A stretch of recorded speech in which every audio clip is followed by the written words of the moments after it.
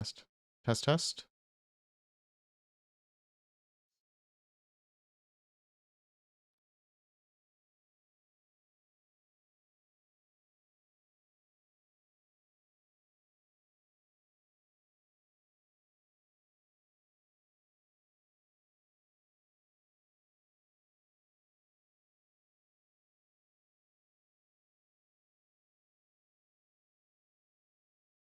Testing.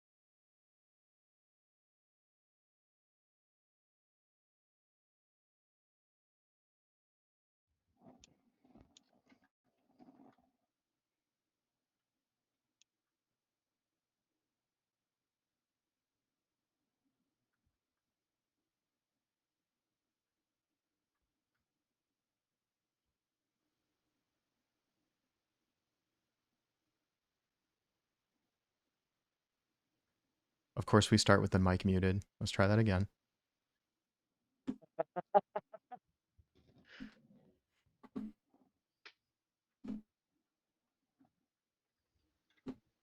Hello, welcome to the Whiskey Lodgecast. I am your host, DemiTastes, and I am joined today, as usual, by Ian, Spooky Chicken, and Phill, Duckphill, Platypus.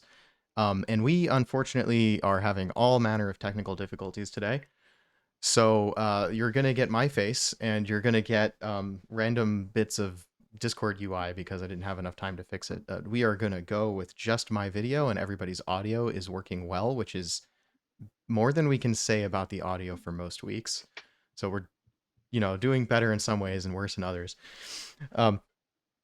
So given that we've all had kind of a day, we originally had a plan for a very long stream today. We may actually, uh, we may actually have a really short stream today and then pick it up maybe like a Sunday night or something like that, depending on our availability. We're interested in what you think as our audience, a day other than Thursday. And the reason that we don't want to wait until next Thursday is because our agenda for next Thursday is to talk about American single malt whiskey, which kind of requires us to have finished the bourbon talk and the Scotch talk so that American single malt makes a little bit more sense from a 101 perspective. And the reason that we can't do it any later than that is because I'm going to go on vacation for the rest of the month. So we're going to be taking 2 weeks off from stream, and then we're going to be coming back. So that reminds me, there's a little bit of news. I'm going to be making an appearance on a different podcast called the Embellish Podcast, and I am going to be Traitor. talking about American single malt whiskey. And you say I'm a traitor, but the way I see it is this is going to be good for American single malt whiskey because I can speak to it with some degree of expertise. And it's also going to be potentially a way for our podcast to get noticed by a slightly larger audience, which would be good. It's a win-win, I guess, as far as the media coverage goes. Um, yeah, that's kind of the schedule. So this Thursday, possibly a Sunday. Next Thursday is American Single Malt. 2 weeks off. You'll all be getting the notifications the way you're getting the notifications now. Yeah, and obviously the best thing you can do is follow the stream so you get notifications when we go live. Subscribe to the...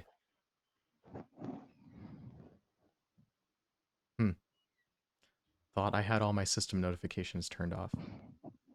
Ooh, It wasn't me internet. this time, I promise. No, definitely coming from me. Let's okay, fixed. Yeah, so follow the stream, subscribe to the YouTube. You'll get our content. You'll know when we go live. You'll get notifications when the content gets posted. I actually, my personal account is following the YouTube channel, and I always grin a little bit when I get a notification that my video is finished uploading and has gone live. It's fun for me, and maybe it's fun for you guys too. Yeah, I mean, we like to have our regular audience here, so the pawn, totally understandable that you're not available on like an ad hoc schedule. Don't worry about it. You'll always be able to catch the stream later on the VODs on the YouTube channel. As always, Genji, thanks for joining. And the pawn was saying earlier he thought he lost his hearing because I went live with a dead mic. Sometimes I forget to check the boxes. So yeah, that's a lot of prelude. Let's get into what we normally do to start the podcast now that I've given some explanation for why we look the way we look and why it's just going to be my talking head today. I guess hopefully I'll edit this down and it'll be better as a podcast. That ultimately is the goal. Anyway, so yeah, what are we drinking today? I'll start. So I actually, during the hour that we were trying to get ready here, I finished my coffee, but what I was drinking was this lovely coffee that I picked up mid last week from the local coffee roaster, Boon Boona. Ooh. This is Rui Rui Ru, which is a sort of an annual release that they do. And what's interesting about this one and the reason I picked up this bag, so I had gone in there and it was like 4 p.m. or something. So one of the roasters was actually running like the front of house, the checkout and doing the espresso machine and everything. Um, and I got coffee nerdy, and we talked about some stuff. And a couple of things. This one is usually not an anaerobic coffee. I haven't had very many anaerobic coffees, but I've been interested in that. So basically, what that means is that during the drying process, or during the processing stage, which is either wet, dry, honey, natural, anaerobic, is basically a process of how they get the beans from cherries to green coffee. Um, so the only anaerobic I've had before this is the one that I got from Panama, which was they called it a natural process, but when I asked for details, they said basically they processed the coffee cherries, or they processed the coffee beans, the seeds, in a wine made from the coffee cherries, which is really cool.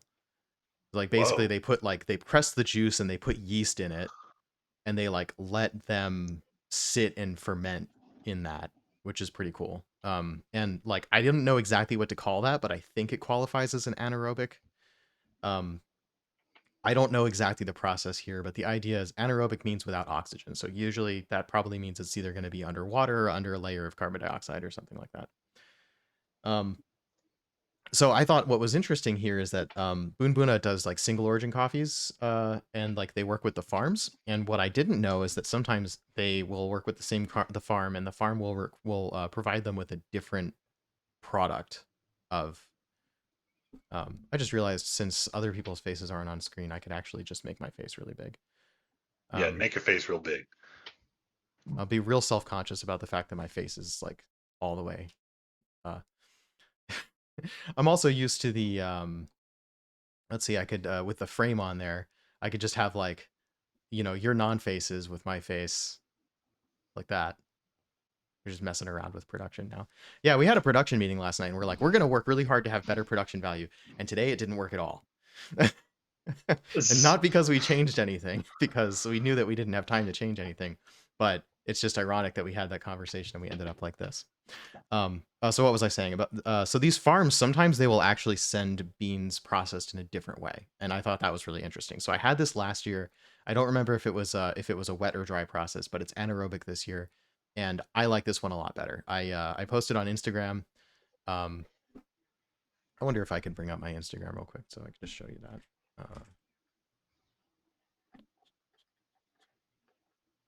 So I posted on Instagram basically that I had done this one as a pour over today.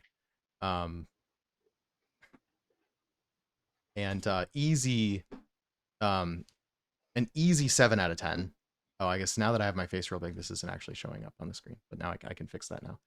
Um, yeah, so like easy 7 out of 10, probably an 8 out of 10 when I try making it as an espresso, because it's like, it's giving me that like really nicely balanced profile, a little bit nutty, just a tiny bit fruity, like overall more balanced than the naturals I tend to like, which tend to be like sour and fruity and like sweeter. Which kind of just like, for people who are used to drinking coffee that tastes like coffee, that's very strange. So I wouldn't necessarily recommend that unless you're a coffee nerd, but this I think I could recommend to anybody who likes coffee, which is pretty cool. Um, anyway, I've gone on coffee for way too long. Um, so today is Scotch 101. Um, oh, sorry. What are you guys drinking? Now I can't see your faces, so I'm like missing social cues. That's all right. Ian, what are you drinking right now? Um, I am drinking, actually, ironically, also coffee. This is, do you call it a cappuccino if you just make it with a mocha pot? In any case, this is mocha pot coffee. I heated up some milk in a big pot and then whisked it really, really hard until it had some foam, and then put that into a cup, and it was delicious. Nice, that sounds good. I'd call it a latte. I think Yeah. there's things that Yeah. don't even have coffee in it you call a latte. Like Oh, that is yesterday, fair. I had a taro lavender latte from 85 degrees C, which was hmm. not at all coffee, right? It was taro flavor and lavender flavor and milk on ice. No, that's fun at least. Yeah, yeah, yeah. Yeah. Um, Phil, what are you drinking yeah. today? Well, it is totally gone now, but I had my last bottle of Yingling chocolate porter while Ooh. working on things. And by working on things, I mean waiting for everybody else and building one of the charts that you'll see in the slideshow. Yeah, I'm looking forward to that. Yeah, also, full disclosure, I've been so busy I didn't have a chance to look at most of the slideshow. I sort of dictated what I wanted to put on there, and my co-hosts were kind enough to execute that, and that's being a team right there. Much appreciated, guys. Yeah, okay, so today is we're doing what we're trying to call Scotch 101, and hopefully we execute this a little bit better than Bourbon 101. Full disclosure, we're not really bourbon drinkers around here. Theoretically, we'll have better consistency and more things to say about Scotch. The downside of that is we have more things to say about Scotch. This might be long. And we're going to try our best to keep it short. Even though we decided that, unlike last week, we're actually going to spend more time sipping and talking about the various styles that sort of show off what the various facets of Scotch are all about. So yeah, somehow we're going to try to fit all that in. And I've already burned, an hour and a half after our so-called start time of 5 o'clock. And I've already burned 18 minutes of stream. Um, and I'm just meta talking about production now, and I shouldn't be doing that. So yeah, anyway, Scotch 101. Why don't we just get right on into it? I'm not sure if Pop I us should. over to the next slide. Yeah, okay, yeah. You guys are gonna have to let me know what slides to go on. And the other thing is we're gonna try to use the slides just as when it's necessary instead of showing all the time. That's one of those production value things. Let me make that a little bigger. And also, you guys remind me to make sure that what's showing on screen makes sense. So there's a slide a little bit bigger so people can read. And I laughed when I saw this because I'm pretty sure this is the academic paper font. If you format something with LaTeX, you get whatever this font is. And I haven't seen this since college classes, which gave me a real nostalgic hit there. So yeah, this was I made these slides, and my partner came home and said, "This is all shit. This needs to change." My partner does actually happen to be a PhD student, so that does make a lot of sense for that font then, actually. So yeah, this is just the general things that we're going to be touching on. Yeah, I actually I'm actually going to go back to the title slide real quick because totally. I want to treat the audience like they're a 101, right? Not to talk down to them, but we're trying to do a 101 stream, so I want to approach it as if it's truly 101. And so the first thing I'll say is let's say somebody hands you a glass of scotch for the first time. Here's a glass of scotch. You take it. My question is for you, for you guys, my co-hosts, and put on your newbie hats for a second. What is scotch? Do you understand necessarily, if I hand you a scotch, what you expect to taste in there? And so put on your newbie hats, and I'm going to say hey, what do you think scotch is? Or what, I mean, from a drinker's perspective, what do you think the scotch is going to taste like? Fancy whiskey. So fancy whiskey. The sort of broad strokes of how it's portrayed a lot of times, and definitely the expectation going into it from the perspective of someone who hasn't had any. There's sort of an expectation that it will be strong and smoky and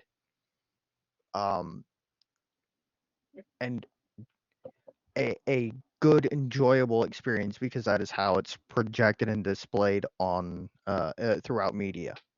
Yeah, I think it's going to taste like my neighbor who smoked cigars after church every Sunday.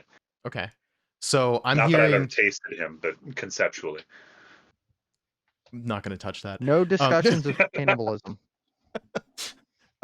Yeah, so I'm hearing a lot of it's smoky, it's posh, it's like a luxury product. It's going to be, you expect it to be really enjoyable because it's a luxury product. Yeah, I think that is pretty true for what a lot of people's preconceived notion of scotch is.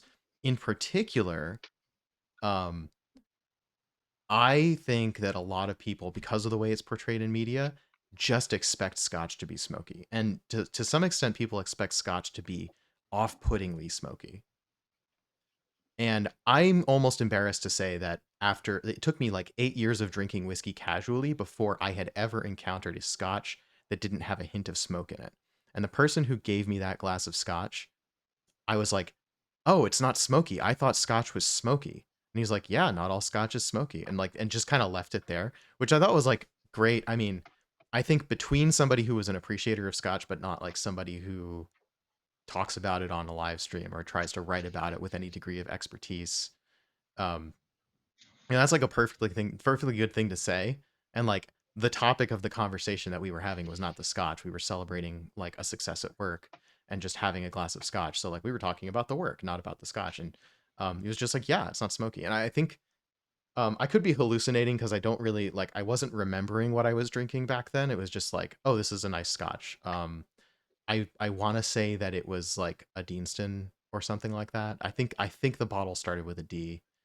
Um, yeah, it doesn't really matter. So,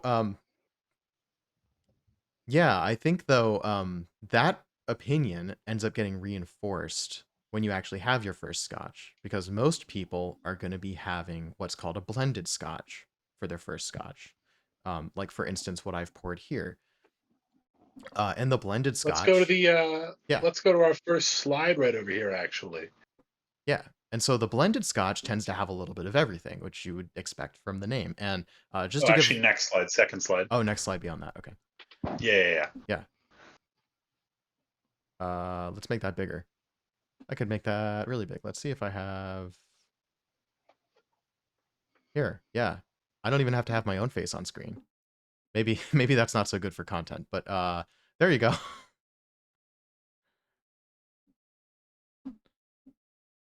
uh, there's eyes.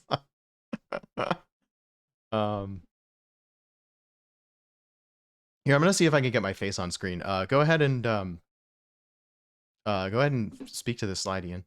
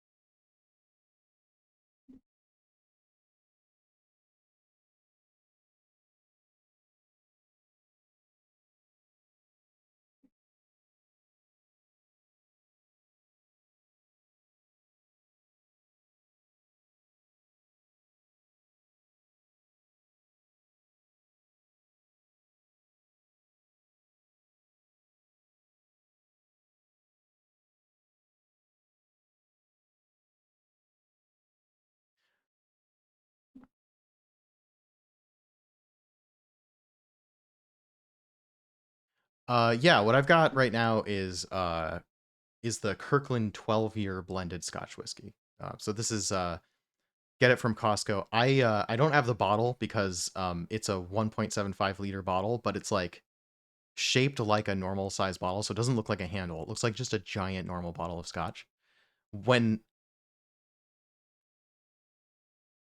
I actually, knowing that I was likely to pour this today, I was in Costco yesterday. I thought about buying a new bottle, but I'm about to go on vacation, so I didn't want to spend any money right now. So I was just like, I'll leave it. What? Shit. It's because, yeah. All right. Damn it. Oh no, we're both muted. It's because It's amazing it's taken them this long to notice, really. Yeah, because if you can't see anybody's faces. Yeah. Yeah, that is the downside. Oh, man. If chat can't see people's faces, they don't know you're talking. I know you're talking because I can hear Discord. But that scene that I was showing, which was just the slideshow and my face, did not have the Discord audio in the mix. Oh. And that's because I've never used that before, so I've never found out about that. So. Ooh, that's fascinating. Okay, hey there, everyone. We're back now. Yeah, this is why we do sound check, and sound check should include all of the scenes we're planning on using in OBS. And we're learning, and I don't remember when I switched over, so I think we should start this slide over again. Yeah, so we'll start the general explanation over again. Sorry about that, everyone. Oh, you told me to talk to the slide. Nobody heard anything. Oh no! All right. Hey there, guys. Well, you probably already read the slide, but whiskey, what a trash Scotch. Fire. Yeah, Scotch is whiskey made in Scotland. Okay, here. Note the lack of we're done. Just it stream's over. Stream's over. It's been fun. Hi everyone, it's been great. That's all for now, folks. Okay. All right, no, just kidding. All right, let's try this again. Oh man, this is gonna be a nightmare to edit. Oh damn, that's gonna be wild. All right, so we're just gonna pretend that never happened. I'm gonna pretend this is back when you told me to read the slide. Yeah. All right, 3. Okay, hold on. Let's 2. Yeah. Hey, Ian, you want to talk to this slide? Yeah, totally, Doug. Let's see. When we're talking about Scotch, what exactly is this Scotch stuff? Basically, Scotch is going to be whiskey made in Scotland. When you're talking about whiskey made in Scotland, you're generally not going to spell it with an E. That will generally refer to whiskeys from America or Ireland or what have you. Whiskey from Scotland, going to be just WHISKY. Not super important. Probably not going to touch on that at any later point during the stream. But there are going to be 5 basic types of Scotch. We're going to touch on a few of them. Blended malt, single malt, blended whiskey, blended grain, and single grain. When you're talking about single anything when it comes to whiskey, that is essentially going to mean that it is from a single distillery. It is all from either a blend of different barrels or different ages from that one origin. When you're talking about blended, essentially what will happen is sometimes 2 distilleries are going to love each other. And they're going to get together and they're going to create a little whiskey baby. This is going to be things like Johnny Walker Black Label and things like Famous Grouse and what have you. Doug, I believe you were drinking a blended whiskey right here. Which one was that again? Yeah, this is the Kirkland 12 blended Scotch. So this is the middle one of that bulleted list there. The blended whiskey, which is neither a blended malt nor a blended grain. And as I was saying before we had technical difficulties, the funny thing about this bottle is that it looks like a super oversized regular Scotch bottle that just has a huge glass bottom, and it's super heavy and hard to pour from. And Ian, you were saying you wanted to see me pour that on stream. I actually thought about buying a fresh bottle of it so that I would have one, because the bottle that I have was close to empty, so I rebottled it into something smaller a long time ago and got rid of the big bottle. Oh, that's a shame. So I was going to buy that new bottle, and then I decided against it because I'm about to go on vacation. That would cost a lot of money, and it just didn't seem like a good idea for a gag. So yeah, as it is, would you like me to give some impressions of the taste? Yeah, talk a little bit about that 12-year right there. So this kind of gives me a little bit of cinnamon on the nose, and like a little bit of, I usually describe it as like apple chips, like sort of that dried apple kind of flavor, and just the tiniest hint of smokiness, but almost that you wouldn't notice it. I think I rate this whiskey like just under average, but it's just complex enough that I love using it as a palate warm-up, because it has like 4 major notes. If I can detect them all and check it against my notes and make sure that I roughly line up and I'm not deceiving myself, then I pretty much say that my palate's having a pretty good day. And this gives me a nice foundation of being an average whiskey that I can compare other drinks against.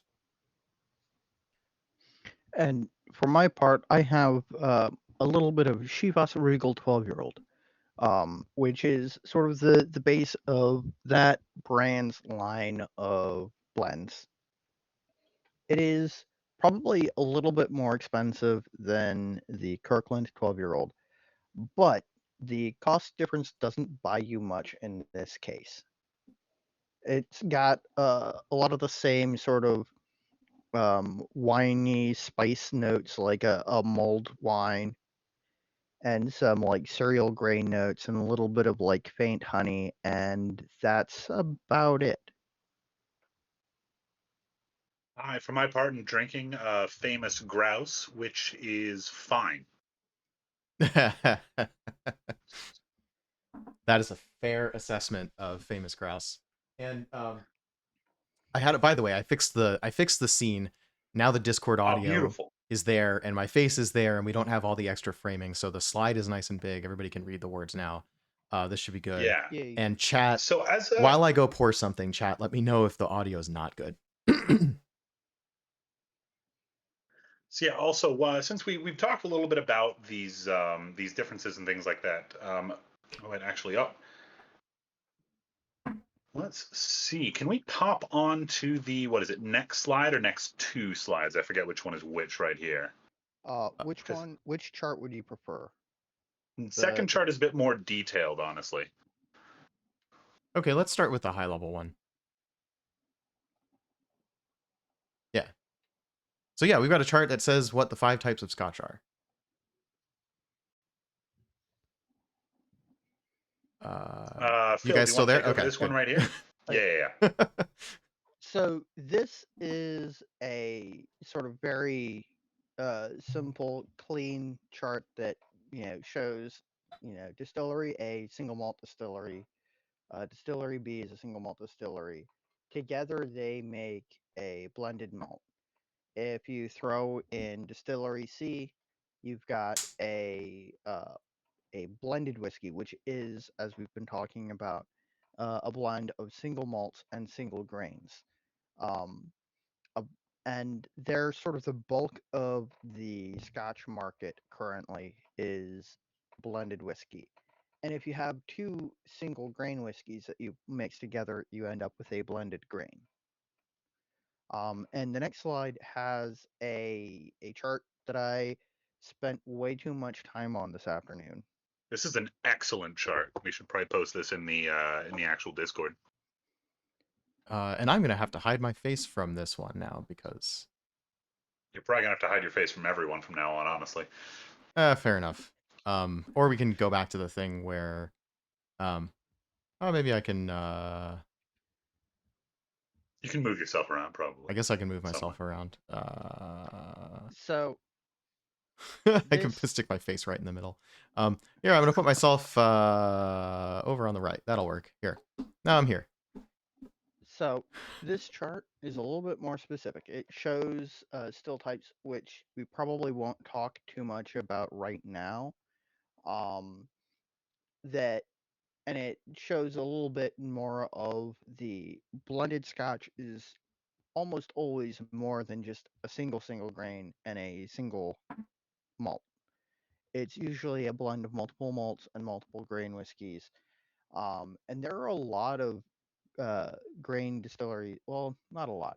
There are 5 or 6 grain distilleries in all of Scotland, and they are the biggest producers of spirit in Scotland.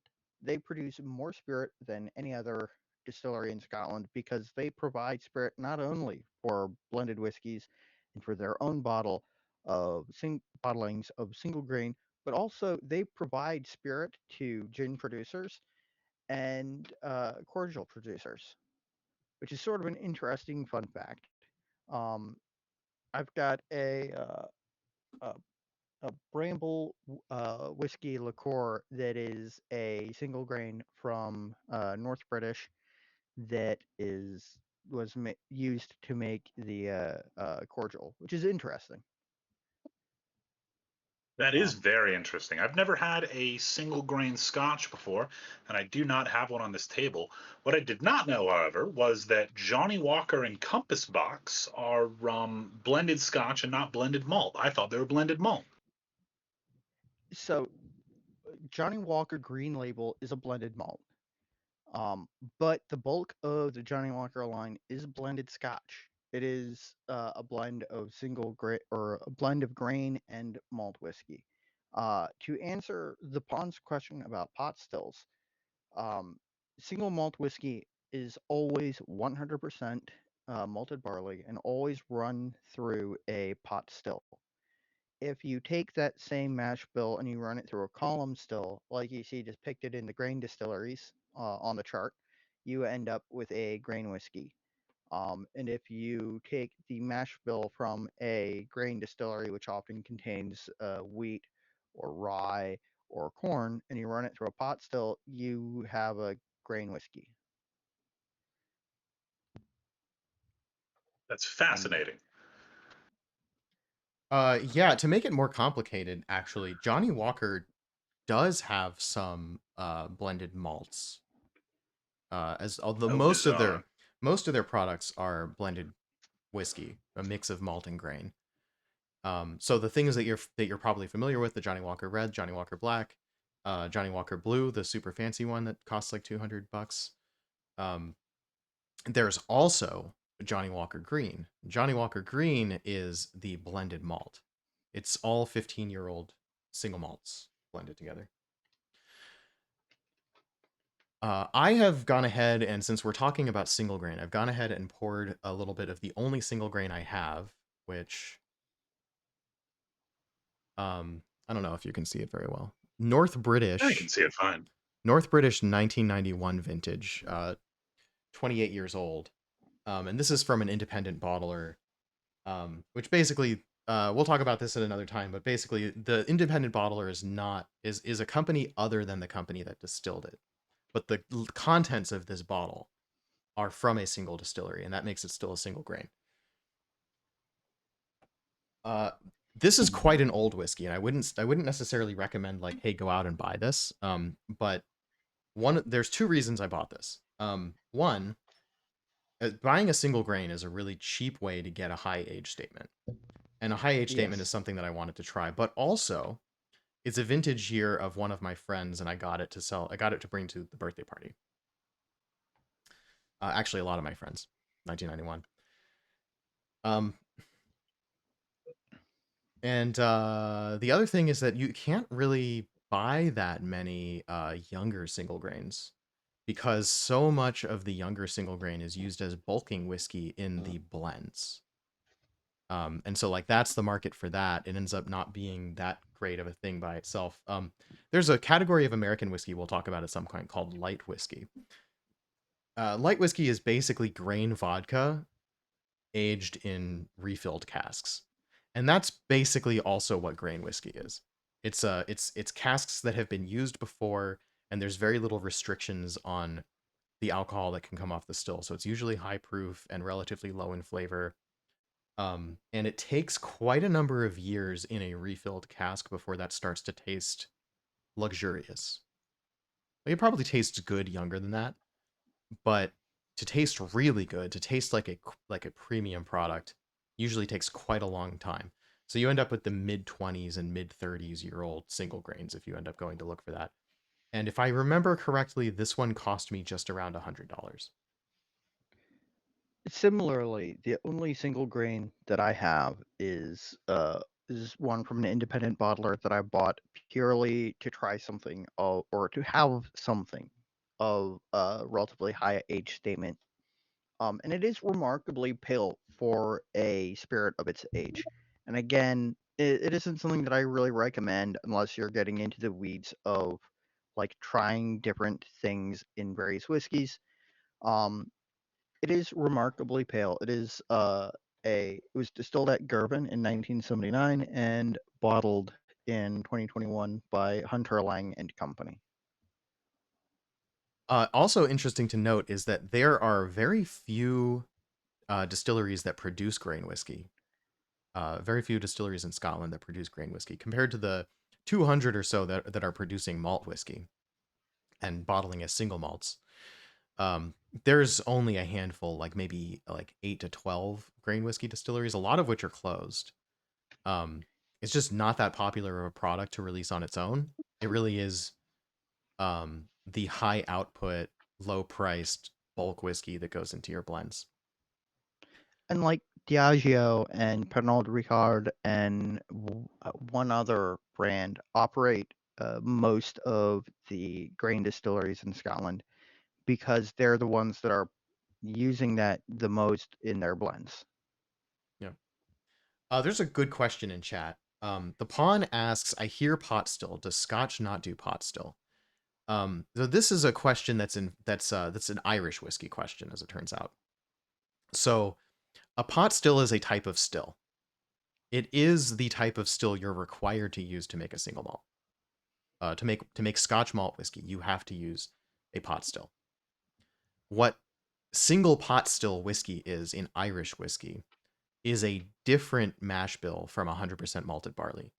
It's some percentage of malted barley and some percentage of unmalted barley, which is a uniquely Irish thing that exists for tax reasons. And it is a distinctive product of Ireland that basically nobody else does, or at least nobody gets credit for. It's not a category of whiskey in Scotland. If you made that in Scotland, it would be called grain whiskey.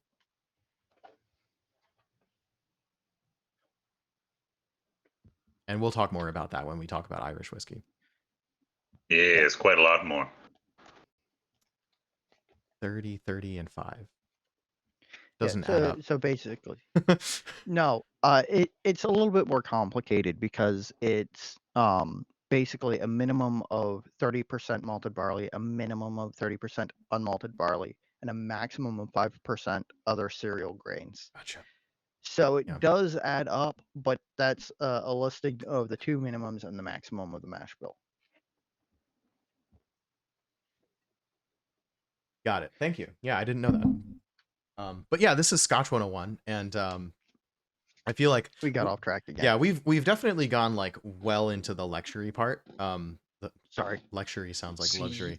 Well into the part where we're sort of doing like a lecture, and I guess we can't really help ourselves because without like actual newbies to talk to, it's hard to like have the question, like have this be mostly a question and answer thing, which would be how we would prefer to introduce somebody to whiskey. Mm-hmm.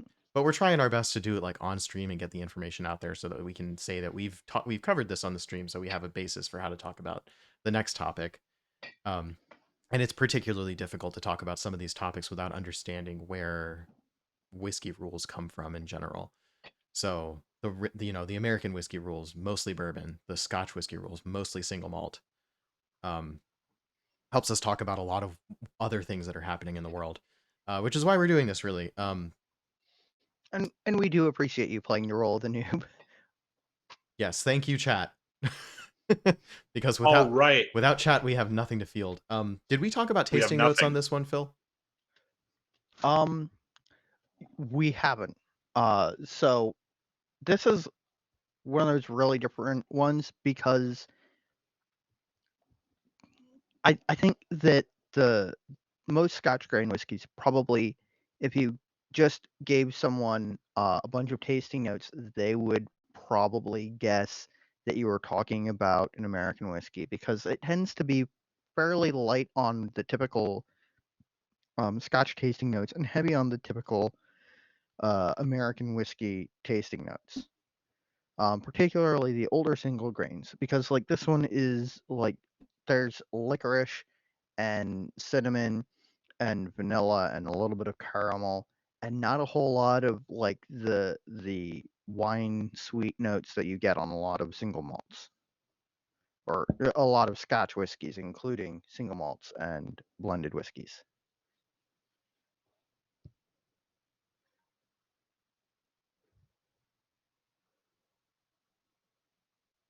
Yeah, I wanted to make my face a little bit bigger and put it up there. So I've got this 28-year-old North British, which is one of the ones that we mentioned there, on the right on your screen. So North British is a grain distillery, and only one distillery has created this, even though it was bottled by somebody else. And this, I would say that I have kind of always been a big fan of Scotch. I've bought more and tasted more Scotch than anything else. If you look at my review archive, though, it turns out I haven't written that much about Scotch because I respect it so much that I felt like I couldn't taste it adequately.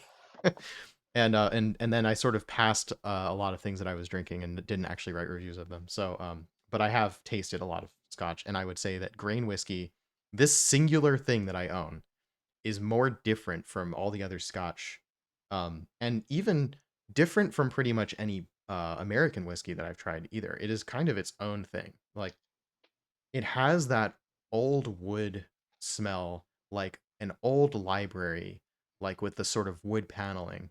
And it smells like an olive wood cutting board, which is a really specific note that I kind of always get from this. It's like this savory, you associate it with food, but it's not food. Sort of this barky flavor, like bark, tree bark. Or maybe even like a little bit of cork kind of thing. So I would say that, and this is the advice that I got too. Don't completely sleep on grain whiskey. If you get into whiskey, it's absolutely worth trying, despite the somewhat negative reputation that grain whiskey has. Sometimes you can find a really good old grain whiskey, can be worth it. Usually a very good value. Yeah, and especially if you're looking for that high age statement, you're just not going to be able to get, a 28-year-old single malt for under like $500 currently. And getting a 42-year-old single malt is just an impossibility. So, Let's say speaking of tasting, not entirely an impossibility, but I will say usually when you see, there's like sort of this rule of thumb that like Scotch that is a good, like an optimal age range, because so the way the aging profile works, and we covered this before, but it's worth touching on it again. American whiskey tends to be on the younger side. Something about the climate means that it like, and also the fact that it's new barrels, takes on barrel flavor really quickly. And at some point, there's going to be an optimal balance of spirit flavor and barrel flavor. And for American whiskey, that tends to be on the younger side, 3 to 6, 8, sometimes 10, 12 years. And that's about as old as you're going to get without it just tasting old. We talked about that in the Bourbon 101. With Scotch, that humid aging climate, and like it's relatively cold, and it's usually reusing casks, so they don't have as much wood flavor as they would have if they were brand new. It takes probably 8 to 12 years for a whiskey to start to enter that range where there's a good balance between the spirit flavor sort of coming down and the wood flavor kind of going up. The hands, you get what I mean, right? Yeah. Like, as if time goes on, like the spirit flavor is going to come down and the wood flavor is going to come up, and at some point they're going to cross over, and somewhere close to that crossover point there's a good balance between the spirit and the wood flavors. That happens at an older age in Scotch, and that age is in the teens usually. 12 to 18 years is kind of the sweet spot. At that age range, they say, at least 3 years ago they were saying like $10 per year is, you're getting a pretty good deal. So if you got an 18-year-old single malt and it's going to cost you $180, and these days that might be more like $250 because inflation, and Scotch is popular, prices are going up. I hate and to that's cut not you too off, bad. but let's save some of this conversation for why we drink Scotch and how we suggest Scotch and things like that for fair. one of the last slides on our little thing right here. Yeah. Because we're gonna have a lot to talk about with that topic right there. Yep. Yeah. And we're gonna that's one that's easy to get distracted on. Yeah, thanks for holding me to task, because we talked about not not getting too side railed on any one thing. I remember one time I tried to take my aunt's Vishlas for a walk. This is very similar to that feeling. But I do actually have a question for you, Doug. Yeah. So I just poured myself a whiskey. It smells a lot like I'm in a race car driven by a sentient pile of seaweed. Can you pop on to the next slide and tell me why it smells like that? All right, I'm just going to throw out a guess. You poured an Ardbeg? No, I actually poured a long row peated. Ooh. Okay, so let me I'm gonna have to write that down real quick. Long row. Yeah, I actually, I have a sample of long row somewhere, but I didn't pick it out because I don't want to do Tougher too one many to find. samples that I'm going to be mostly ignoring while we're talking about them. Here, I'm going to make my head just small enough that you can see all the words on the slide.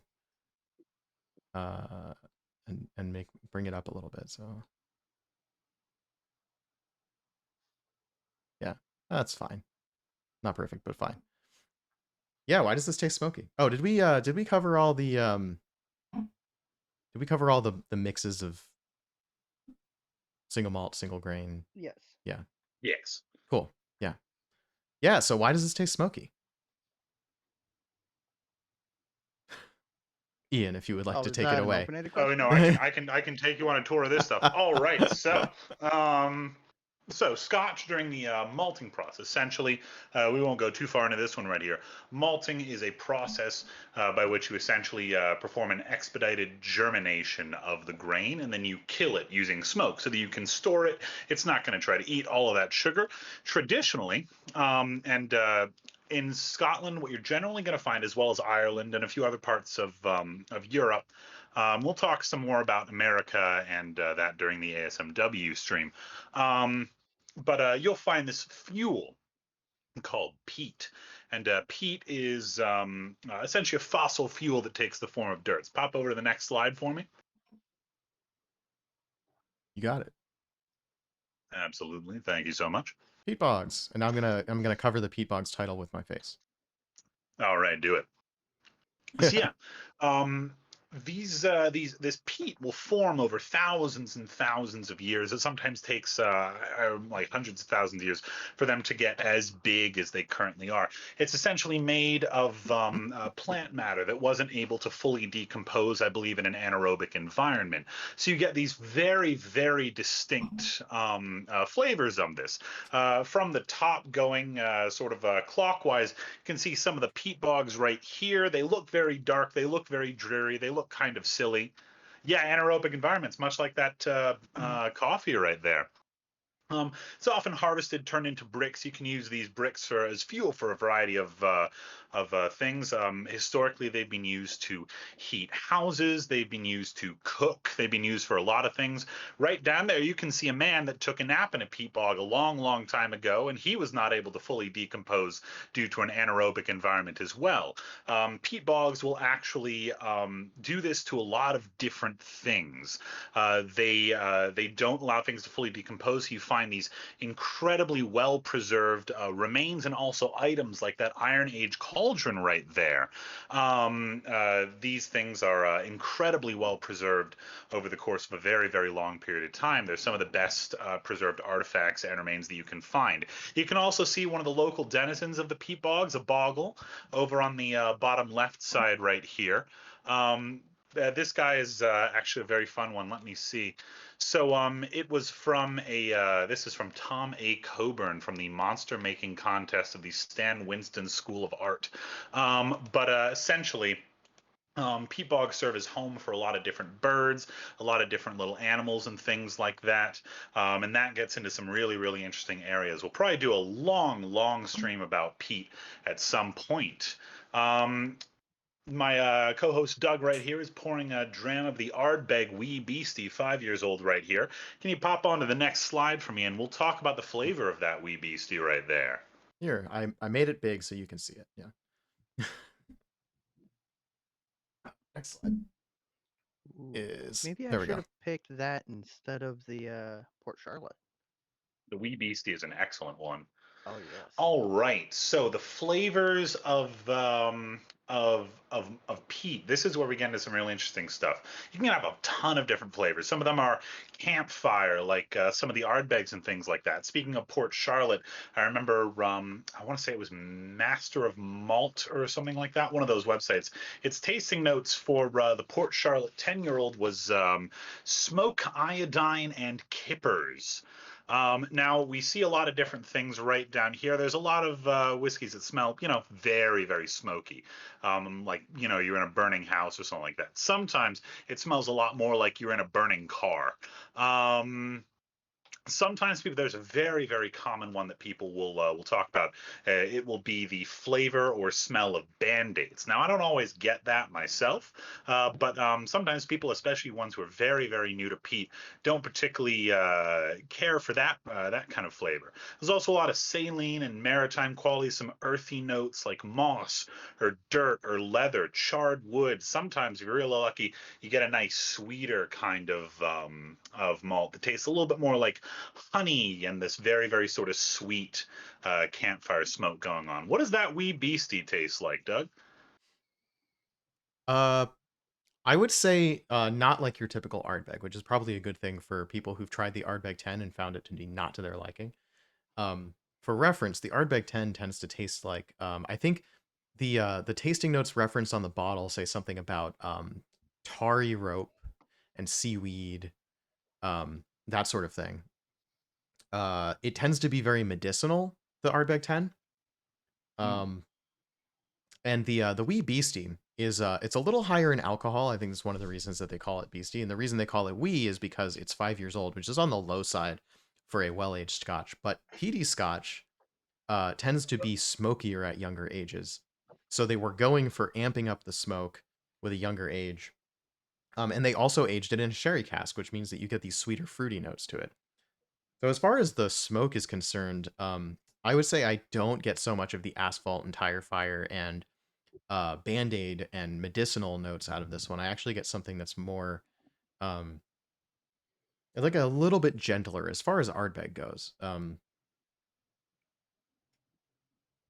It's more like charcoal briquettes, I would say. Mm. That's very nice. And And Phill, leather, you yeah. were leather, a lot of leather, yeah. Phill, you were talking about the The Port Port Charlotte, I Charlotte. think. See, everyone perceives tasting notes differently in whiskey, and there can be a lot of bleeding. When I drink Port Charlotte, I get like a tar-bottomed crock that's been set ablaze by a mermaid or something, because there's the salt, there's the tarriness, and then underneath and mingled within that tarriness is a dense wood smoke and like a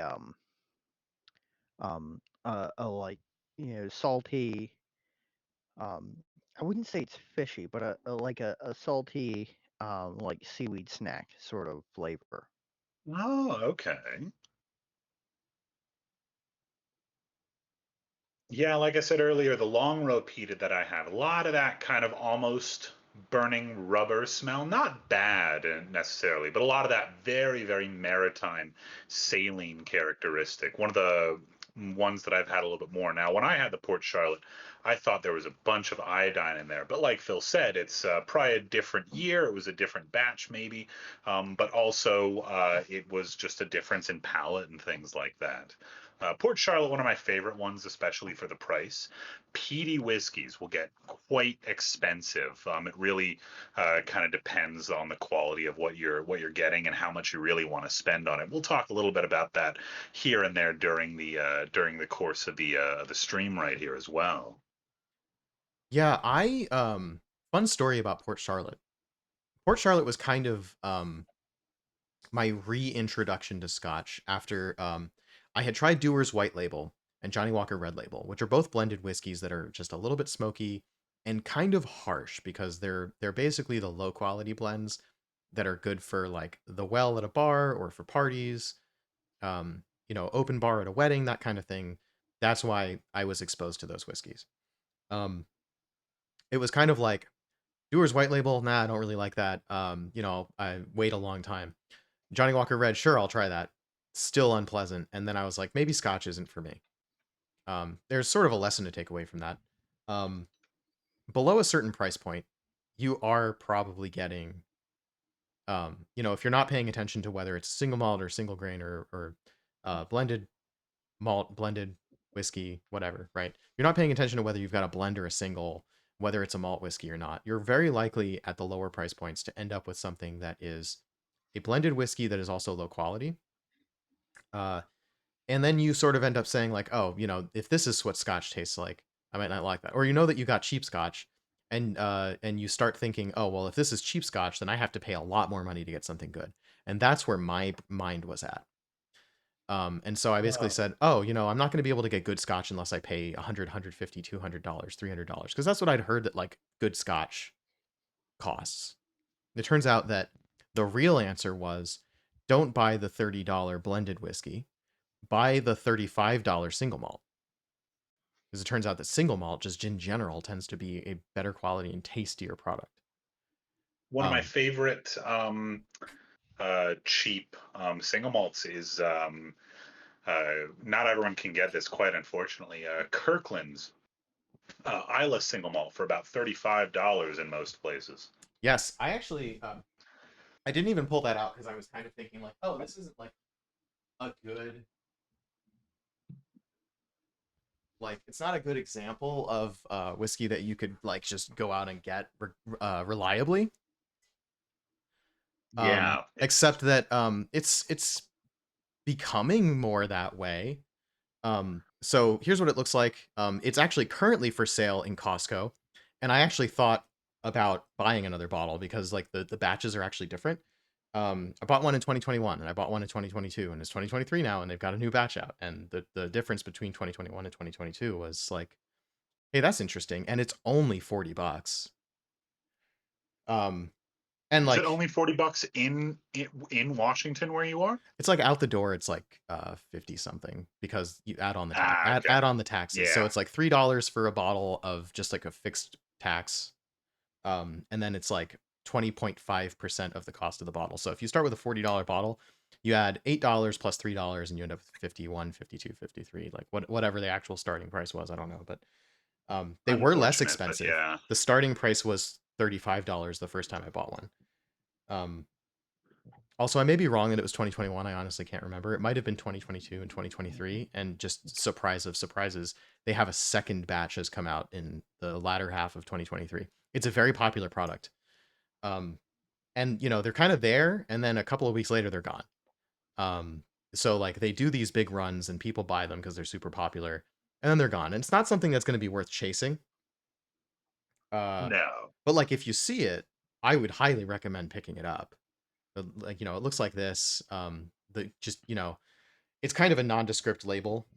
But if you know what you're looking for and you see this, it actually kind of stands out on the shelf from the other, like they've got the Johnny Walker Reds and the Kirkland 12 honestly blended the best big bottles. Kirkland label I think they have, because the Kirkland labels just suck. They can.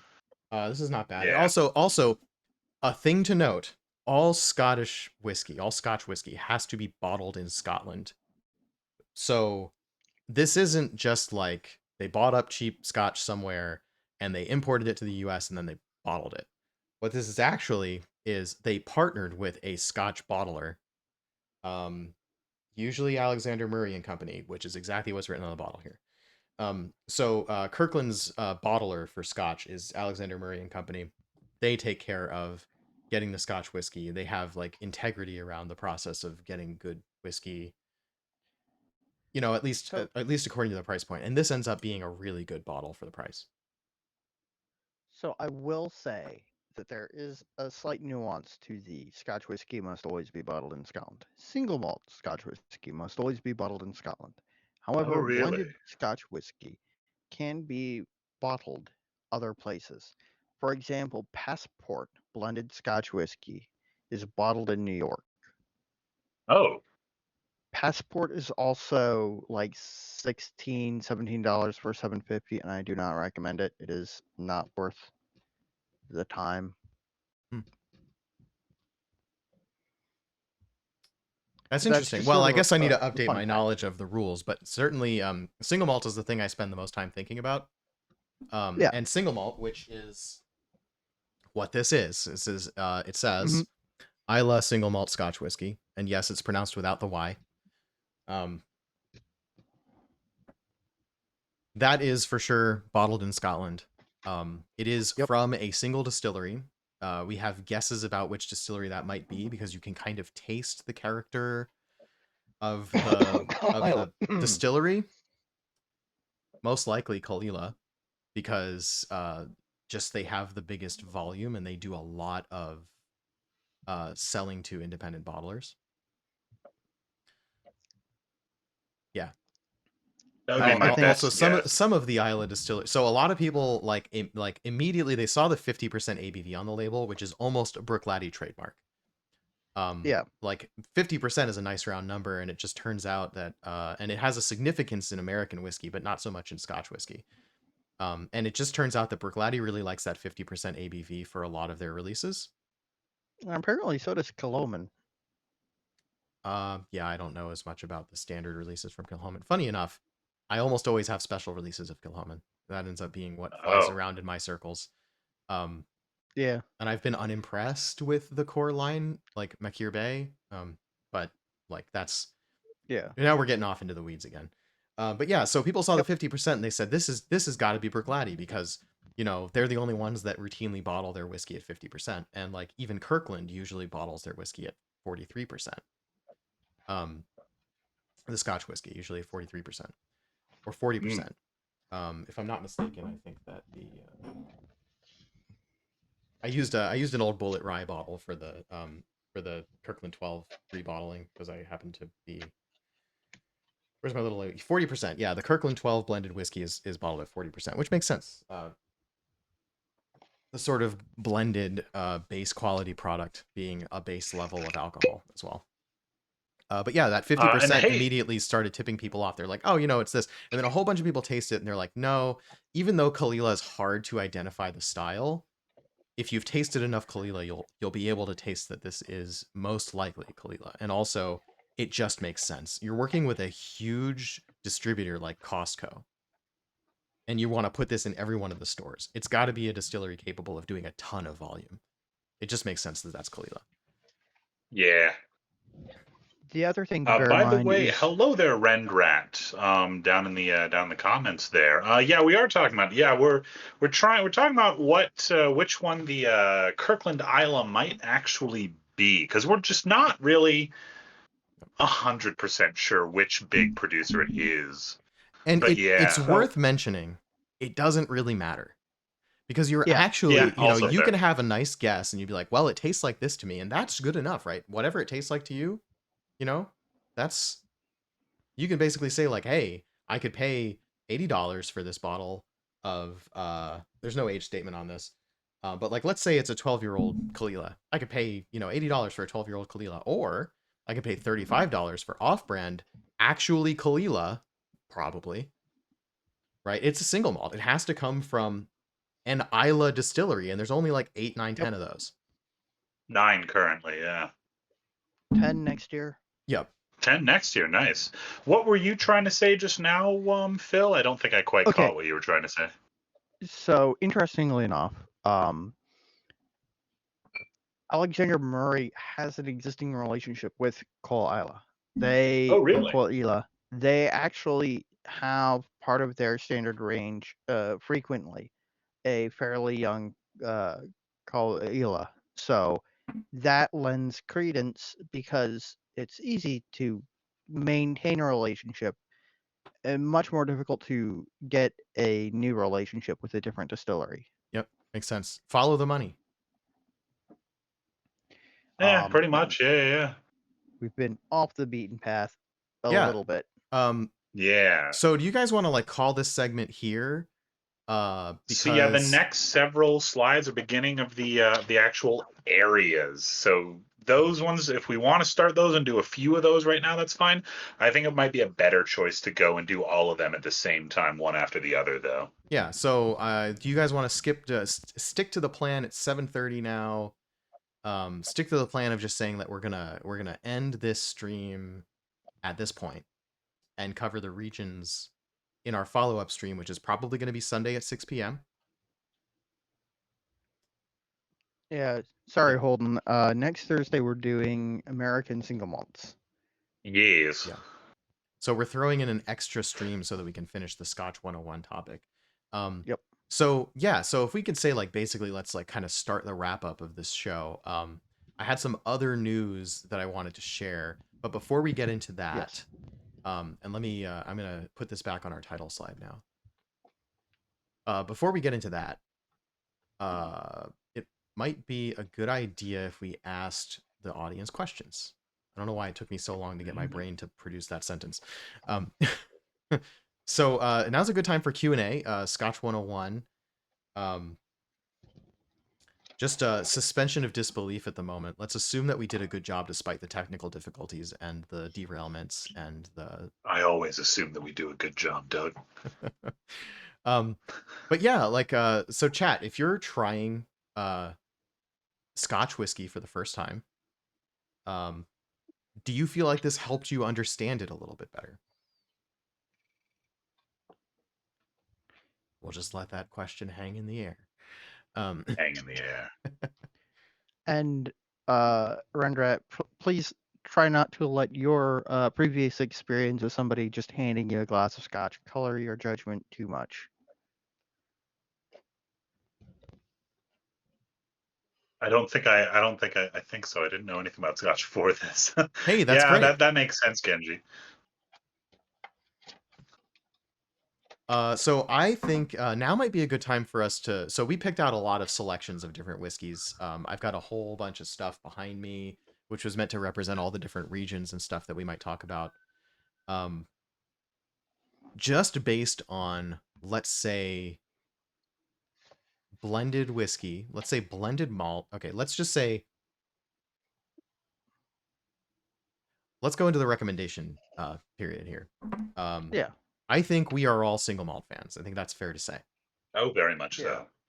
So I'm going to start with my recommendation for a readily accessible single malt that doesn't cost a whole lot, that is good for the newbie palate. One of the first bottles of scotch I bought for myself was Glenfiddich 12.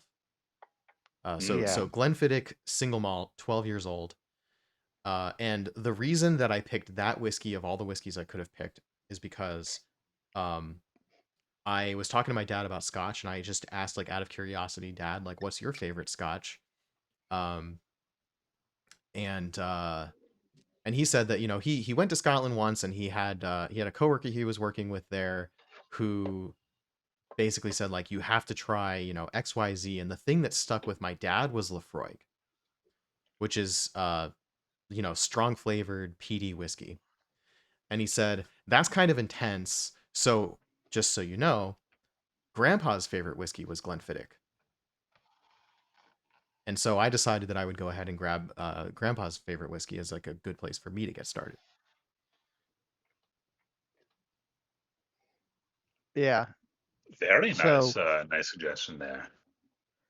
My recommendation for getting someone really into, or not really into, but introducing them to Scotch in a non-peated sort of way is Glenmorangie, the original 10-year-old, which is it's easy to find. It's very light. It's Highland Scotch with no peat.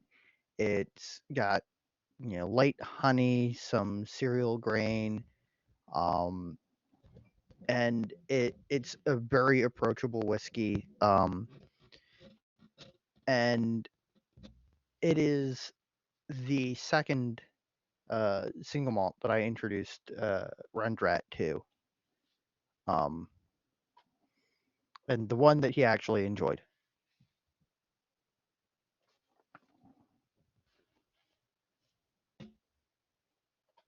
Yeah, nice. That reminds me. I actually I was planning on bringing out a Glenmorangie for this stream, and then I forgot. There was just so many scotches to choose from. Honestly, like I have rarely met a single malt I haven't liked. Like they pretty much all are like average or better, which is saying something, right? Like the blended scotch sometimes is like a 3 out of 10, 4 out of 10. I've rarely had a single malt that was a 5 out of 10. They're usually six and above, which means like very good to great and beyond. Just on my rating scale for, you know, got to put average in the middle. Yeah.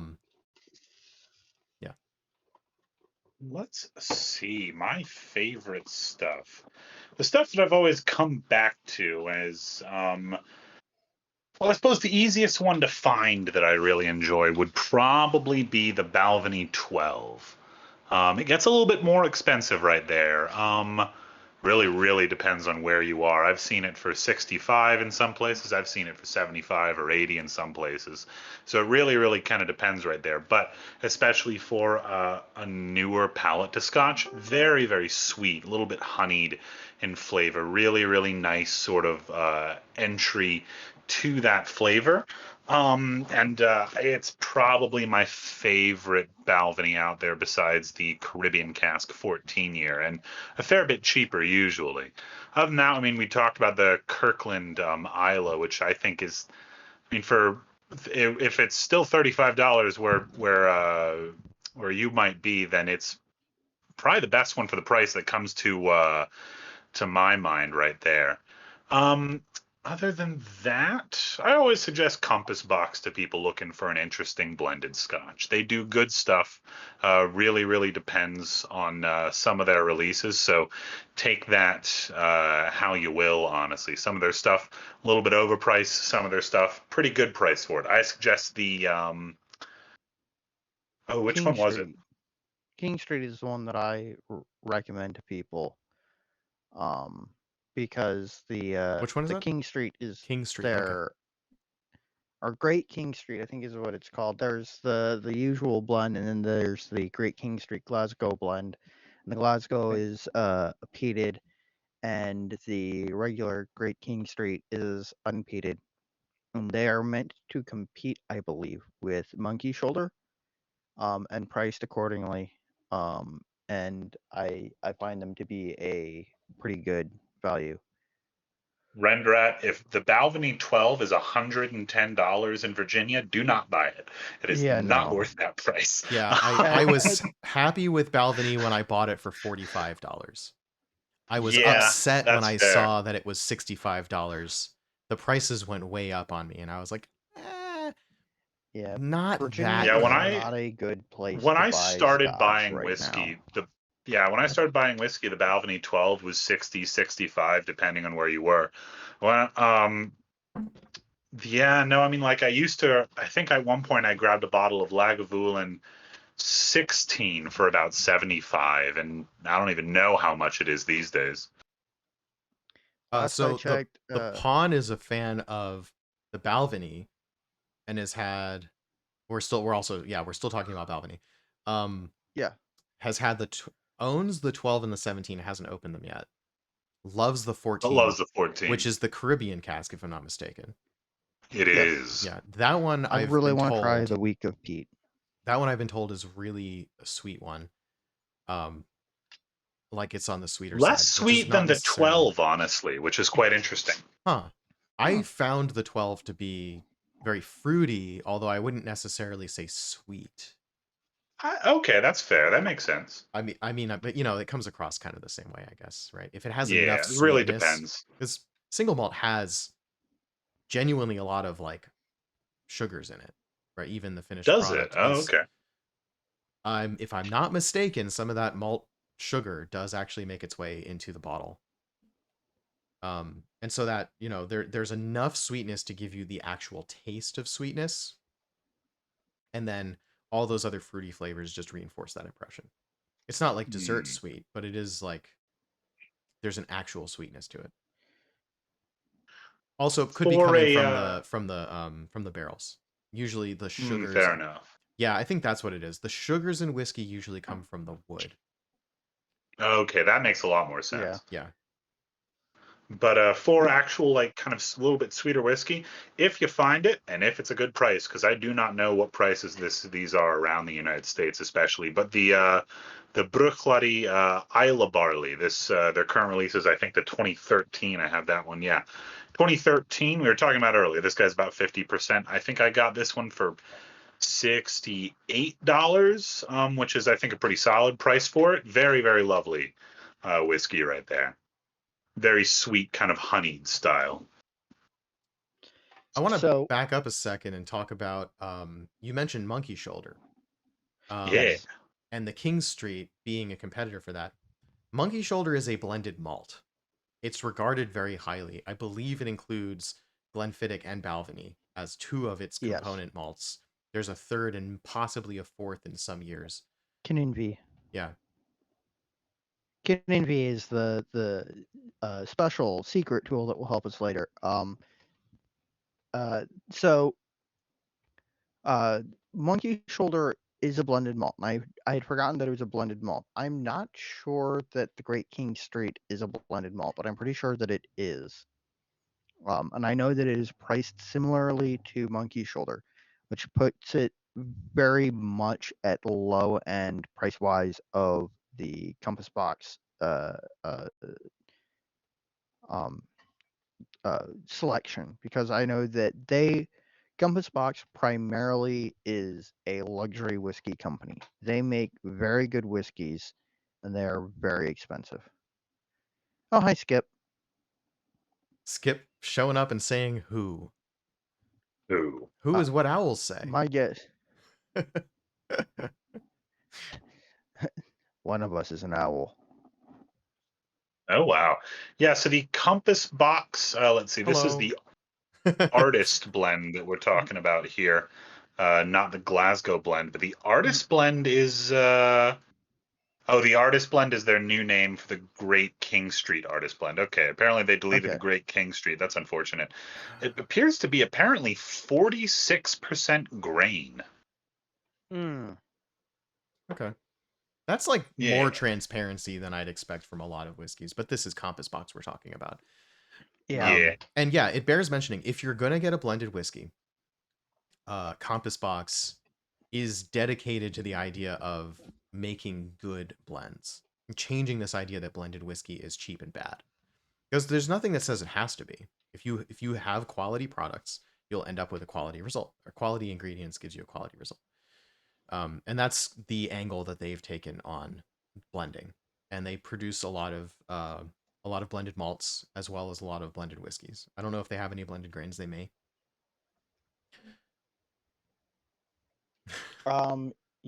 Yes. I know that I looked up what their blended grain was. I'm trying to remember what it was. Yeah, regardless. Apparently, hedonism might be a blended grain. Oh, okay. I can check that in a second, yeah. Yeah, please do. Yeah, so I can recommend Monkey Shoulder and Johnny Walker Green and Compass Box in general as blended whiskeys. Compass Box is a little bit more on the pricey side. Monkey Shoulder is as cheap or cheaper than Glenfiddich 12.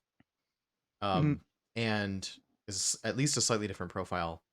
A very good whiskey, maybe a better value. I think some states have more of a premium on single malts. So depending on your state, it may actually, like tax-wise, it may actually be better to buy a blended malt, like significantly better value to buy a blended malt instead of a single malt. As a beginner to whiskey, you're gonna get almost the same quality of product in a blended malt as you would in a single malt at the beginner range of whiskey.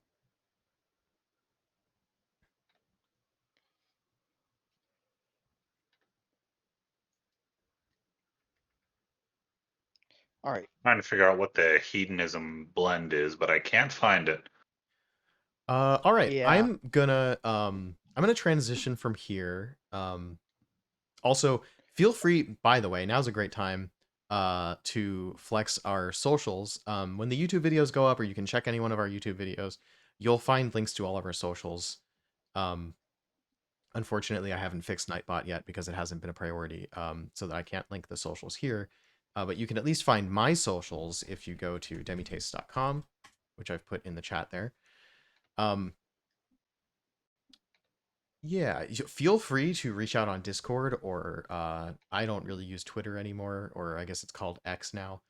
But you could reach me on Threads or Instagram or Discord, and feel free to ask questions. We love. Does that Phill, double check? Does that invite link actually still work? Because I think that was the one that was tied to our page, and we may have been unlisted. That one dropped me right into the rules channel. Okay, perfect. Great. So there you go. You can follow that Discord invite link, and you'll end up in our Discord server, and you can ask us for recommendations. We love giving recommendations. It's like one of the most fun things to do in the Whiskey Lodge when new people show up and say, "Hey, I'm interested in getting into whiskey. What should I try?" As like first thing, or like 1, 2, 3, like what do you think I should do? Or I want to buy a gift for somebody, and they have this much interest in whiskey or this much experience. What should I buy for them? Excellent. Thank you, Rendrat. Yes, that link does work. Awesome. So yeah, feel free to reach out with questions. They may occur to you later. You may try one of the recommendations that we made for you today, and that is the beginning of your adventure into whiskey. And you may find that you're interested in trying some of the other things that we've talked about, or that we will talk about when we do our next episode. Um, we'd love to keep this conversation going. So yeah, there was one more Scotch related thing that I wanted to mention, and that is that while it is easy to get discouraged after trying something and discovering that you don't like it, there's a pretty vast gulf between, for example, the Glenmorangie 10-year-old and Ardbeg 10. There is a lot of variety, and huge. there are a lot of ways to try different stuff, and finding samples, like sample bottles in stores, the little 50 milliliter bottles, and going out to bars, which is expensive, but ultimately worth it if you find something that you love, And is a great way saves to you a lot try. of money if you tried something and you find you don't like it. Yes, is a great way to try it.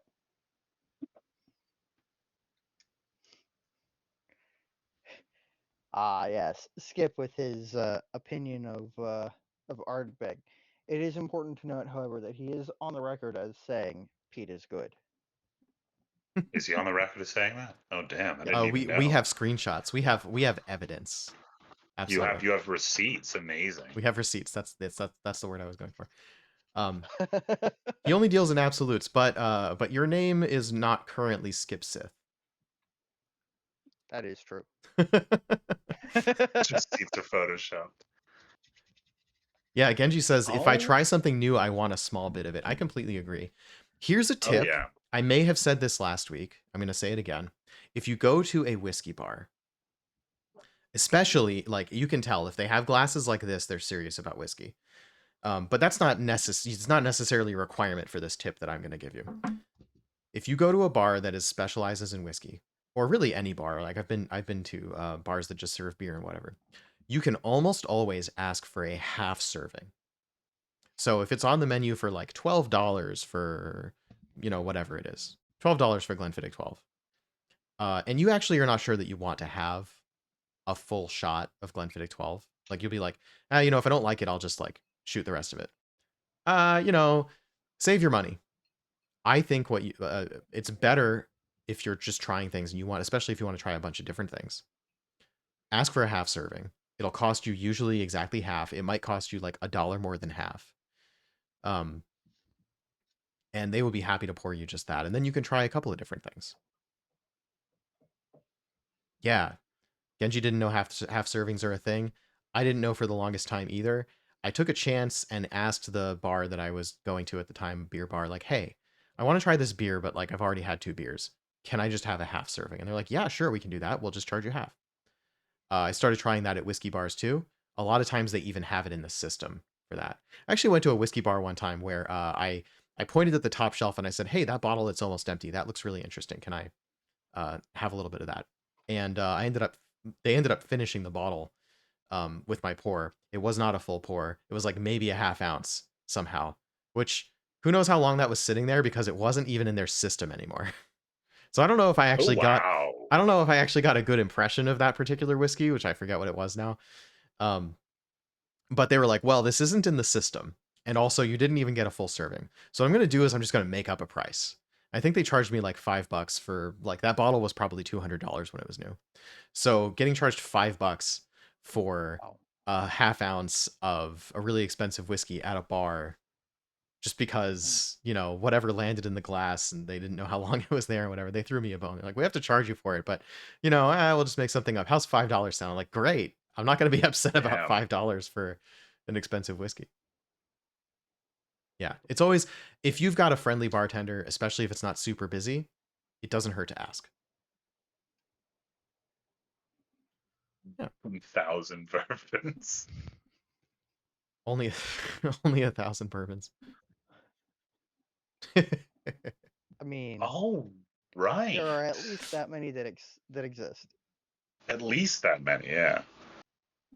Yeah, okay, so the reason that I switched to this... Hey, Skip, how many bourbons are there? All right. I'm looking for an exact number. An exact. Has to be exact. Where's this going to go? More than 7. Yeah, cool. Oh, I'm actually showing a tiny version of this, but I meant to show a bigger version of this. So I wanted to transition into a little bit of whiskey news that I have the pleasure of covering. With permission of our guest that we had on the podcast a couple of, I don't even know how long ago now. A month and a half ago? Most notable, of course, for being our guest. Yes, most notable, of course, for being our guest. A good friend of the Whiskey Lodge and a personal friend of mine. And I am a great fan of his whiskey. Joseph O'Sullivan, who joined us on our podcast about a month and a half ago, recently announced that he was going to be departing from Hood River Distillers. And we have some details now about what it is that he's going to be up to. So I've written this little press release style article and gotten approval to can we paste in chat? There we go. So I had an opportunity to write this article here. What the heck is going on with my screen?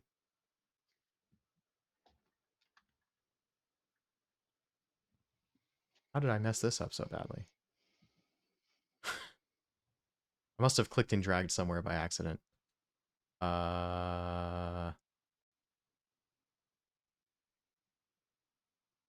Okay, we're gonna ignore that. This what's showing up on stream right now is fine.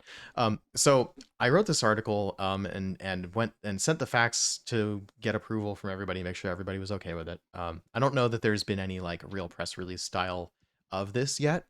What we've known so far is that Joe posted this on his Instagram. Big things are coming. And this is a picture of what turned out to be the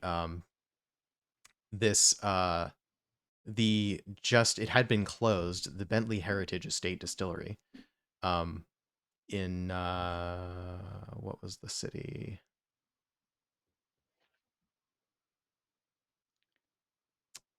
I know I put the name of the city somewhere, but oh yeah, Minden, Nevada. It's in Nevada somewhere. Yeah, it's in Nevada. Right.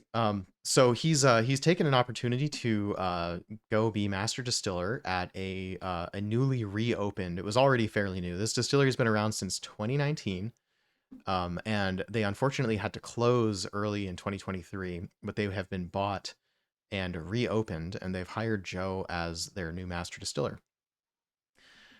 So we got this little sneak peek about what he was going to do, and people put it together, and we figured out that it was the Heritage Distillery. And then they announced that his last day at Clear Creek, and the three distillers, Caitlin Bartlemay and Garrett Trotter and Joe in the middle, are having a cigar and a dram for his last day to celebrate going away.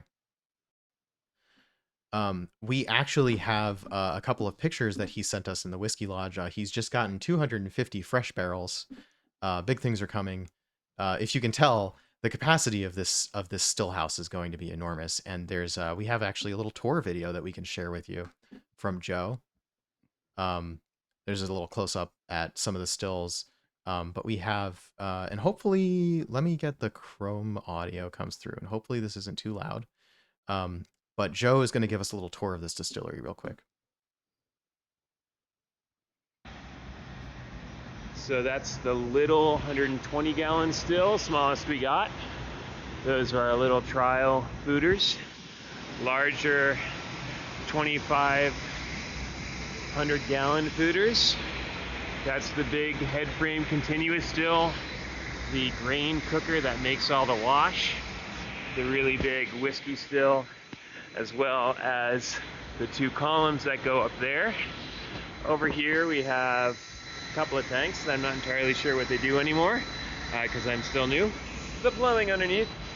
Over here is some fermenters, and this one overflowed today because the agitator was too agitating and it spilled onto the roof and onto the parking lot. And then there's a whole bunch of stuff down here that's storage tanks and barrel usage that I'm still learning. Yeah, pretty cool operation, huh? So there you go. That's my breaking news that I'm happy that I was able to share. Yeah, roof whiskey. I was trying not to read too much into that statement, but yeah, the fact that it spilled onto the roof, I'm not quite sure what that means, but I can tell you that I am already thinking about how I'm gonna plan my trip to Nevada to go visit this distillery once Joe's all settled in and has started producing stuff. The good news is, and there's some articles linked in that article that I just posted that talk about this distillery, the fact that the purchasers of the distillery did inherit the bourbon and rye and single malt, the American single malt, which we'll talk about next Thursday. So there is already aging stocks of whiskey. You know, they're going to be able to sell whiskey right away, and Joe is going to be starting to produce new whiskey at this distillery. They also have a, I guess you would call it a ranch or a farm. Joe told me they have 1,200 acres that they can use for flavor crop development, and that's a really exciting proposition as well. So it'll be really cool to see what he does with all that. And that alone is very cool. Yeah. By the way, Phil, you sound really quiet to me now all of a sudden, and I'm not sure if that's because I played audio from a different source. I don't know. Yeah. Or maybe that was just extra loud to me, and now everything sounds quiet. Let me just adjust my gain slightly. How's that? Yeah, that's better. Yeah. Cool. Rendrat says that distillery looks like my friend's biolab. To be quite honest with you, I don't think I've ever seen a prettier distillery. To be fair, I haven't been in that many distilleries, but that setup that they have where they've got everything super organized, like it looks like a chem lab in the best way. Like it looks like they're really serious about doing the whiskey science, as it were. Yeah. So I believe I read somewhere, and I believe it may have even been a comment from Joe, that those pot stills were made by the same company that made the stills at Macallan. Interesting. Yeah, there's if you want more information about this distillery, of course, you can go read up about the Bentley Heritage Estate Distillery. This distillery may be getting a new name now that it's under new ownership, but we don't officially know what that name is going to be. But all I can say is that, Joe's fans are both sad to see him leave Clear Creek and also his family at Clear Creek. Yeah. But also super excited for this new opportunity that he's getting to pursue. And beyond excited as a fan of Joe to find out what he's going to do with this new opportunity. Yes. It's also really important to point out that he left Clear Creek in very good hands.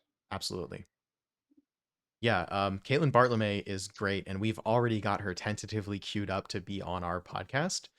And we had no idea that Joe would be leaving Clear Creek and Hood River Distillers when we had him on the podcast. So we had a great opportunity to I believe we may have been his last podcast appearance before he announced this change. And that's kind of a neat distinction to have. Joe actually wants to just come back on and chat with us as like one of the co-hosts. Like forget about what he's doing. He just wants to hang out with us on stream, which is pretty cool. That would be very enjoyable. Time permitting, of course. Yes. Yeah. Yes. Everybody's right. Like he's super busy with a new thing now. We've got a schedule of appearances that are going to be showing up on the podcast eventually. It's just a matter of us doing a schedule and booking it and everything. We also have, Joe is a great source of industry connections. So we also have potentially the distiller at Big Gin, which was one of Hood River Distillery's owned distilleries. Like one of the distilleries under Hood River Distillers happens to be in Seattle. So I'm acquainted with Alex, and when he's ready to make an appearance on stream, we'll probably set that up as well.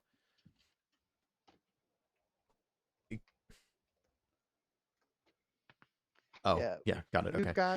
Sorry, I was reading chat and was confused about what I was seeing. Yeah.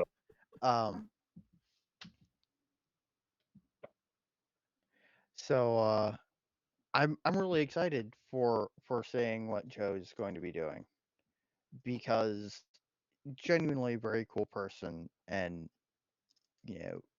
cares very deeply about what he produces, and as far as I can tell, has not produced a single bad thing. I'm in complete agreement with that. that. So far as I can tell, he is not. Yeah. I'm in complete agreement with that. Now, what's going to be interesting is that there's a very good chance that they won't be releasing the stuff that Joe has been responsible for at this new distillery for 2 to 3 years. We may get a chance to taste some of the new make. It's, remains to be seen whether he's going to particularly change anything about the products. Because sometimes, Joe is going to do what he needs to do to make a product that he's proud of, whether that is stay the course or create something new. What I will say is I've heard around the internet already on the social media, various channels, and other such things like that, as the rumors came out about what distillery it was that Joe was going to when he showed that picture and announced, and we figured out that it was this Bentley Heritage Estate. Mm-hmm. People were saying like, oh, wow, like one of my favorite distilleries and one of my favorite distillers. So like the fact that the distillery closed, there's a little bit of a question mark to me. I don't know much about the distillery. I'm not sure what the circumstances were around the distillery closing. I mean, but it doesn't necessarily mean that it was bad whiskey. Young distillery. Yeah, just a young distillery that had distillery started right before the pandemic. Place.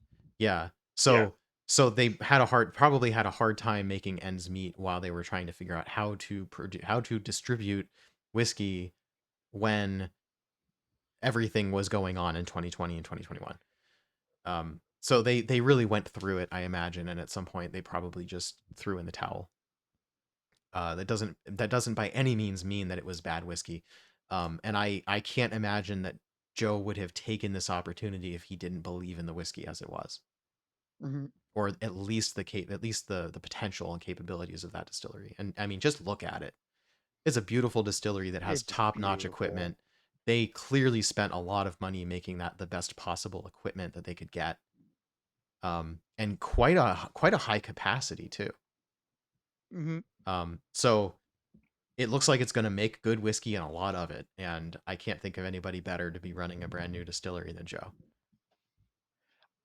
So something that I'd like to point out is, that test and experimental still that he pointed out at the top end of that video, that is roughly equivalent in size to the operating distillery, or the primary still of a local distillery near me. So we're talking about this one in the middle here, right? Yeah, little tiny guy. I forgot how much he said it was. 250. 125. This one right in the front here, 125. Right? Yeah, 125, I believe he said. Yeah. Which is roughly equivalent, I believe, to one of the stills. Yeah, that one. To roughly equivalent to the stills at a local distillery. That is their production still. And this is the small one. Yeah.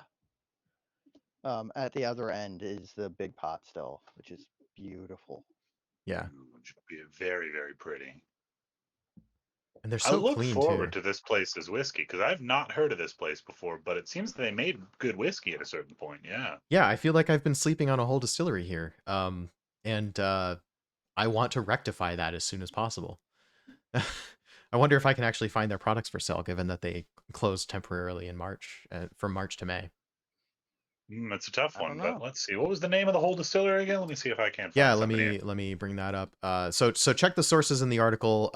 You know, we've got I wrote a review. I mentioned the most recent McCarthy's release and wrote a review. They've got I've got 2 articles referenced here about the Bentley Heritage Estate Distillery that closed and went for sale and then was purchased by Foley Family Wines, which is based in California.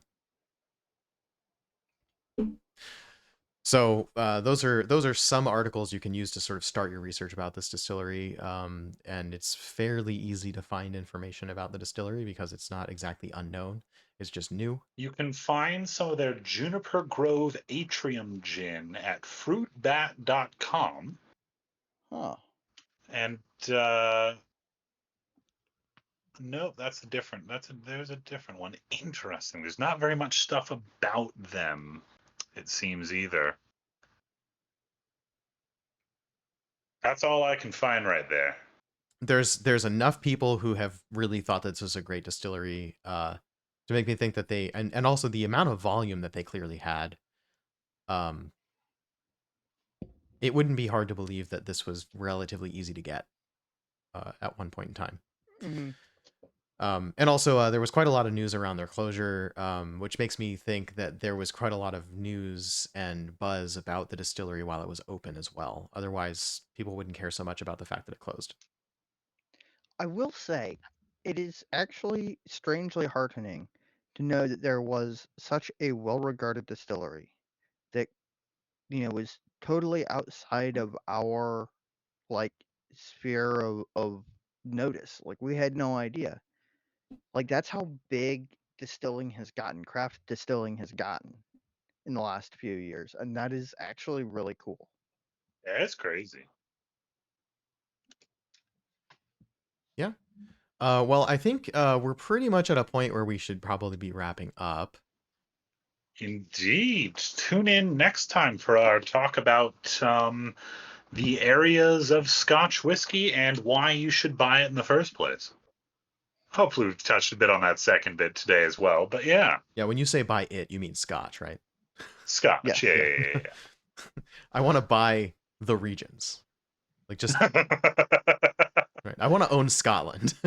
I think if you buy a bottle of Lagavulin, about 1 square foot of land comes with it, honestly. Lafroig, yeah, and I actually need to go register. I need to register my plots of land so that when I go visit Lafroig, I can collect my rent in the form of a dram per year. Someday I need to do that. Which is really just the funny thing about that is that pretty much every distillery will just go ahead and give you free drinks. So like Lafroig has done nothing at all different except to say that you theoretically own a square foot of peat bog and that your rent is whiskey. I just find that amusing. Yeah. It's very fun, yeah. Yeah. I think all right. Fun is the point. Absolutely. So yeah, this has been Scotch 101 plus a bunch of other news, and I apologize for the technical difficulties and the delays and the sidebars. I have no idea if this is going to make a decent show ultimately, but I do hope, and as is the whole point of what we're doing here, that this was informative and entertaining, and that you're going to be interested in continuing to watch us as we talk about the rest of Scotch and as we get into American single malt. Your consistency as an audience is quite appreciated. Thank you for coming in week after week. We're going to catch you on Sunday next. And until then, cheers, and we'll see you in the lodge. Sláinte. Sláinte. And I imagine that you guys are actually holding up glasses and I'm cheersing you. So, Mm-hmm. Cheers.